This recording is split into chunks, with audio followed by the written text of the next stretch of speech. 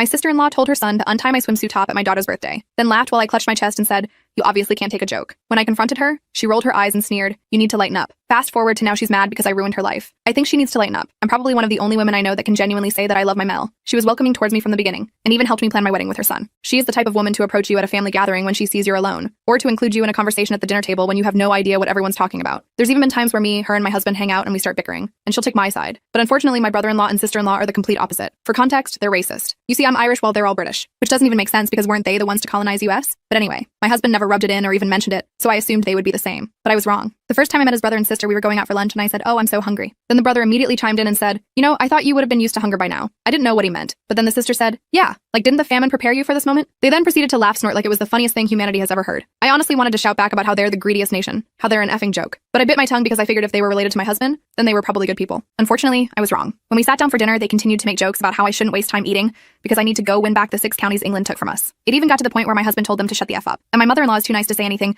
but she completely ignored them for the rest of the day. My husband spent the entire car ride home apologizing on their behalf. He told me that they had always been the type to gang up on people and bully them, but he genuinely thought that they had changed. After that, my husband promised that we would go low contact with them, and my mother-in-law promised to warn us if they'd be at any event in future. That's when I knew I had chosen the right man to marry. Before I continue, you should probably know that I was born and raised in the foster system, meaning my husband's family was all I had. Okay, now back to the story. Fast forward to a year later when our baby girl was born. I had no choice but to have my sister-in-law and brother-in-law in the birthing room, alongside my mother-in-law and husband. When labor started, my mother-in-law practically shoved them out of the room, and so my mother-in-law and husband were the one holding my hands when baby Isabella was born. She was so beautiful, and my mother-in-law practically became a live-in babysitter while we raised her. But one day, I couldn't call off work and my mother-in-law was sick. So in a moment of panic, I called my SIL. Even though I hated her, she had a kid of her own. So I figured that she would be prepared to take care of my baby well. She agreed, and I came home from work that day to a fully cleaned house with freshly cooked dinner on the table and a smiling Isabella. From there, our relationship began to be rebuilt, because if you can make my baby girl happy, then you automatically gain 20 positive points in my books. By that point, Isabella was 5, while my SIL's son was 7, and my BIL's was 6. So they frequently hung out for playdates and sleepovers at our house, mainly because I always wanted my child to have the big family I never had.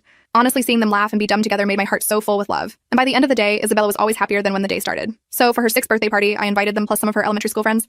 It was at the local water park, which was ideal. Kiddie pools, smaller slides, dozens of lifeguards. I thought my biggest issue would be making sure that they didn't run and fall on the poolside surface, but I was wrong. It happened when we were in the pool. I was working with my daughter on swimming, laughing as she tried to splash water on my face when I felt it. A tug of my strings of my top untying it. At this exact moment, Isabella began to swim away, and my instinct kicked in, and I extended my arms to bring her back. Next thing I knew, I had accidentally flashed the entire pool with my chest, full cherries out. I screamed and turned around, accidentally hitting the son of my SIL. This all happened in the span of 5 seconds. He screamed and all heads turned our way, and so I took him and Isabella out of the pool. Daniel, SIL's son's name. What happened? I'm sorry mommy told me to do it. She didn't tell me you'd get mad. Anger boiled my blood. Next thing I knew, people were coming up to me and telling me I should be ashamed of laying hands on a child, that I deserved to rot. Suddenly my Bill's son ran up to where we were standing and pushed over Isabella. Now I was livid. Dylan appeared out of nowhere, having heard the commotion from the snack bar.